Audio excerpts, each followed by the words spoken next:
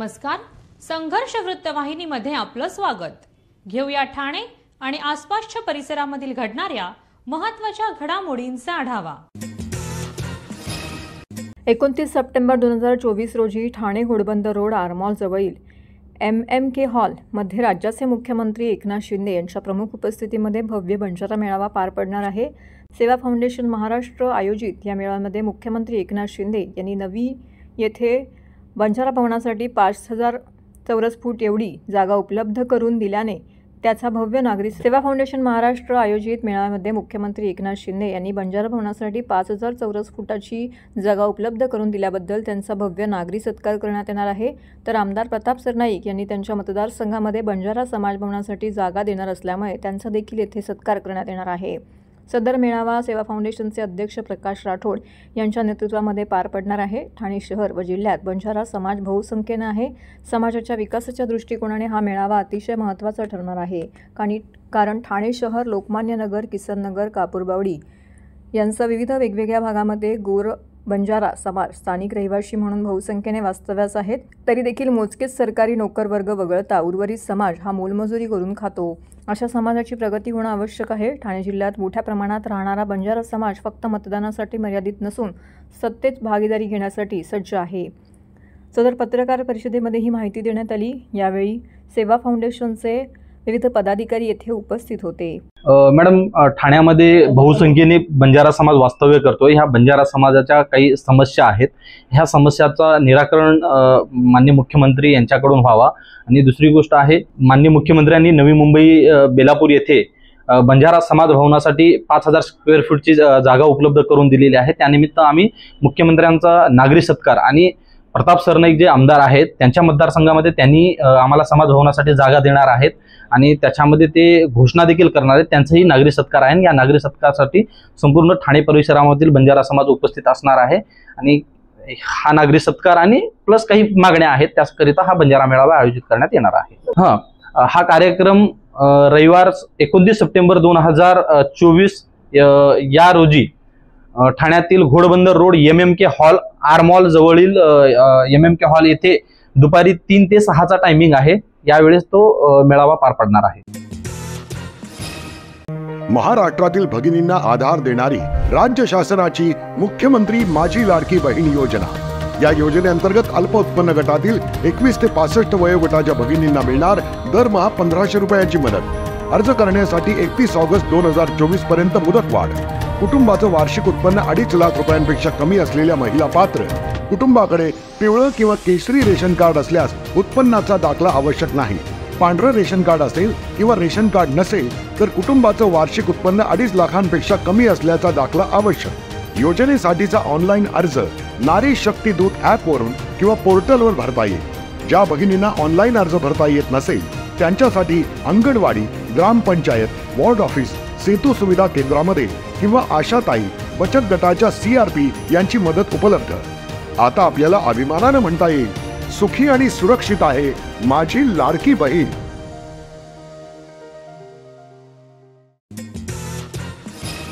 आमदार संजय केळकर यांच्या संस्कार संस्थेच्या माध्यमातून NCCF द्वारा स्वस्त दरामध्ये कांदा विक्री ठाणे शहरामध्ये विविध ठिकाणांमध्ये करण्यात आली।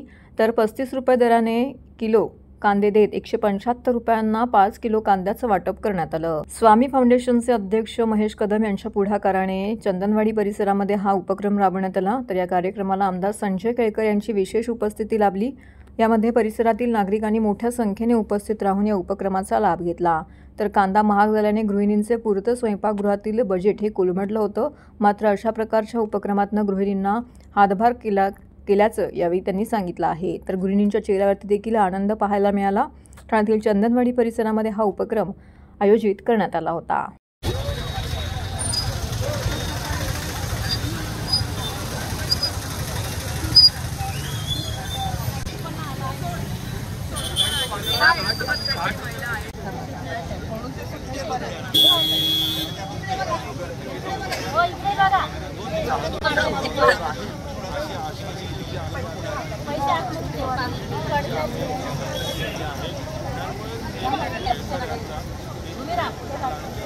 कांद्याचे भाव चढ उतरत असतात आणि आता तर कांद्याचे भाव 80 रुपये, काही ठिकाणी 70 रुपये, 60 रुपये असे झाले.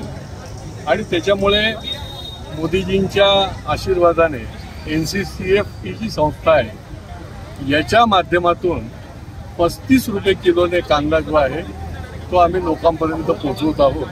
आमची जी संस्कार संस्था आहे या संस्थेच्या माध्यमातून आज त्याचा शुभारंभ झाला आहे. आणि जेवढा म्हणून कांदा आम्हाला उपलब्ध होईल तर आमचा हा प्रयत्न आहे का अधिकाधिक आमच्या ठाणेकर महिलांपर्यंत, कुटुंबापर्यंत हा स्वस्त दरामध्ये पोचवायचा आहे. सकाळी 10 वाजता याचा शुभारंभ झाला आणि ज्या भागामध्ये शुभारंभ झाला विष्णुनगरच्या त्या ठिकाणी हजारो लोकांच्या रांगा लागलेल्या होत्या. शिस्तबद्ध पद्धतीने त्या ठिकाणी हा कांदा जो आहे तो त्यांना दिला गेला. मला वाटतं ठाणे शहरामध्ये आमचे मार्गदर्शक जनसेवक आमदार संजय केळकर साहेब यांच्या संकल्पनेतून जो आज 35 रुपया प्रति किलो प्रमाणे 175 रुपयाचं 5 किलो कांदे बॅग जी आज वाटप करण्यात आलेली आहे. मी केळकर साहेबांचा सगळ्या महिला भगिनींतर्फे आभार व्यक्त करतो की लाडक्या बहिणीनंतर लाडक्या गृहिणीचा साहेबांनी विचार केला आणि सकाळी 11 वाजल्यापासून इथे महिलांचा ओघ चालू झालाय. कमीत कमी 4,500 ते 5,000 महिला आज नुरिया दर्गा रोडपर्यंत पोहोचलेल्या आहेत. सगळ्या महिलांना कांदा वाटप होणार आहे. खूप सुंदर संकल्पना आमच्या या जनसेवक आमदारांनी योजली आहे आणि याचं खरोखर सगळ्या स्तराव कौतुक होतंय. मी पुन्हा एकदा आदरणीय जनसेवक आमदार संजय केळकर साहेबांचा आभार व्यक्त करतो संपूर्ण ठाणे शहरातर्फे की साहेब ही संकल्पना राबवणारा पहिले व्यक्ती आहेत तुम्ही की त्यांनी कांद्याची जो आज कांदा 60 रुपये प्रति किलो प्रमाणे मिळणारा गृहिणीने राबवणारा कांदा आज तुम्ही 35 रुपयामध्ये कमी होऊन दिला. त्याबद्दल पुन्हा एकदा तुमचं मनापासून आभार. केंद्र सरकारच्या नीती आयोगाच्या वरिष्ठ अर्थ सल्लागार एनॉर राय यांनी मुंबई महानगर प्रदेशाच्या भविष्यकालीन विकासाचे सादरीकरण केले. त्यामध्ये सेवा क्षेत्र, गृहनिर्माण, पर्यटन, उत्पादन निर्मिती, शाश्वत विकास, जागतिक दर्जाच्या पायाभूत सुविधा या क्षेत्राचा समावेश असून त्यामध्ये खासगी क्षेत्रातून 10 ते 11 लाख कोटी रुपयांची गुंतवणूक होऊ शकेल असं सांगितलं. MMR क्षेत्रात विकास योजना राबवताना सिडको, MIDC, महापालिका आणि MMRDA या प्राधिकरणांमध्ये समन्वय साधण्यात येईल. पंडित दीनदयाळ उपाध्याय यांच्या जयंती दिनानिमित्त रामभाऊ म्हाळगी प्रबोधिनीच्या केंद्र सरकारच्या नीती आयोगाच्या वरिष्ठ सल्लागार एनॉर राय यांनी 5 ट्रिलियन इकॉनॉमी आणि महाराष्ट्राचे योगदान यावरती विशेष व्याख्यान दिले. टॉप प्लाझा येथे हा कार्यक्रम पार पडला. या कार्यक्रमाच्या अध्यक्षस्थानी रामभाऊ म्हाळगी प्रबोधिनीचे उपाध्यक्ष माननीय खासदार माजी खासदार डॉक्टर विनय सहस्त्रबुद्धे तर व्यासपीठावरती प्रबोधिनीचे कार्यकारिणी संचालक डॉक्टर जयंत कुलकर्णी आणि कार्यकारिणी सदस्य सुजय पत्की उपस्थित होते. यावेळी आमदार निरंजन डावखरे यांची देखील येथे उपस्थिती लाभली. पंतप्रधानांनी वारंवार हे स्पष्ट केलंय की देशाचा विकास ही प्रत्येकाची जबाबदारी आहे आणि म्हणून त्यांनी सबका प्रयास असंही सबका साथ सबका विकासला जोडलं. आणि त्यामुळे या प्रगतीच्या वाटेवर चालताना आपल्याला प्रत्येकाला काय करायचंय याची जाणीव सगळ्यांमध्ये निर्माण करण्यासाठी अशा प्रकारचे उपक्रम की ज्याच्यामध्ये $5 ट्रिलियन इकॉनॉमीच्या लक्ष्य प्राप्तीसाठी ते उद्दिष्ट गाठण्याकरता सरकार काय करतंय, राज्य सरकार काय करतंय आणि आपण सगळ्यांनी मिळून काय करायला हवं ही जाणीव विकसित करण्यासाठीचा हा उपक्रम होता. आणि मला असं वाटतं की ज्या पद्धतीने केंद्राने या सगळ्या विषयाचा गांभीर्यपूर्वक विचार केला आहे, विशेषतः मुंबई महानगर प्रदेश विकासाचा, त्याच्यामध्ये ठाण्याची खूप महत्वपूर्ण भूमिका आहे. आणि म्हणून आम्ही हा कार्यक्रम ठाण्यात केला कारण या संबंध विकासाच्या रथाचं एक प्रकारे सारथ्य करण्याचं काम ठाण्यावर आहे आणि मुंबईच्या विकासाच्या प्रश्नांचं उत्तर देखील मुंबईच्या उत्तरेला म्हणजे ठाण्यामध्ये आहे. त्यामुळे या कार्यक्रम रामभाऊ म्हाळगी प्रबोधिनीच्या माध्यमातून आज 5 ट्रिलियन इकॉनॉमी आणि महाराष्ट्राचं योगदान या विषयाचा कार्यक्रम आपण आयोजित केला होता. याला भारताच्या नीती आयोगाचे CEO BVR सुब्रमण्यम सर आणि ॲना रॉय या प्रिन्सिपल इकॉनॉमिक ॲडवायझर प्रत्यक्ष उपस्थित झाल्या. आणि हे जे MMR रिजन आहे, मुंबई मेट्रोपॉलिटन रिजन आहे, या रिजनचा विकास हा कसा होणार आहे, या विकासाबरोबरच महाराष्ट्राचं जे देश पातळीवरती 5 ट्रिलियन इकॉनॉमी मधलं जे योगदान आहे ते योगदान कसं असेल या विषयामध्ये विस्तृतपणाने ॲना रॉय यांनी एक प्रेझेंटेशन केलं. तसंच त्यानंतर BVR सर नीती आयोगाच्या CEOंनी देखील हे विस्तृतपणाने महाराष्ट्राची देशाच्या विकासामधली भूमिका ही मांडली.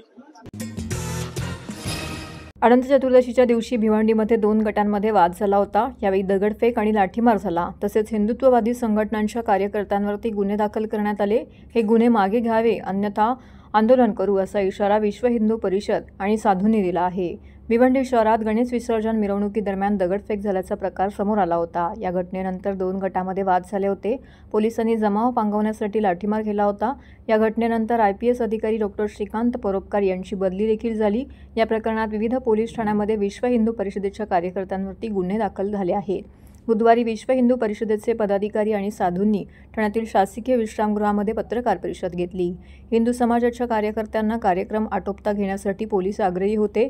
त्याच सुमारास दगडफेकीचा प्रकार घडले. तर पोलीस प्रशासन म्हणते लहान मुलांनी दगड मारले. तर मग यामागे कोण आहे? 8 दिवसामध्ये 18 ते 22 जणांवरती दाखल केलेले गुन्हे मागे घ्या, अन्यथा भारतभरातील सर्व साधू संत, वारकरी, विविध आखाड्यातील महंत एकत्र येऊन या ठिकाणी हिंदुत्ववादी कार्यकर्ते भिवंडीमध्ये येऊन आंदोलन छेडतील. सरकार आणि भिवंडीतील प्रशासनाने याची दखल घ्यावी असा इशारा त्यांनी दिला आहे. भिवंडीतील विश्व हिंदू परिषद बजरंग दलाच्या वतीने ठाणे पोलिसांना निवेदन देण्यात आले. आजची ही पत्रकार परिषद घेण्याचं कारण आहे की अलीकडच्या काळामध्ये आमच्या हिंदूंच्या वरती आणि हिंदू सणांच्या वरती आणि जे विसर्जनाचे जे कार्यक्रम आहेत याच्यावरती विचित्र प्रकारनं हे सर्व घडत आहे.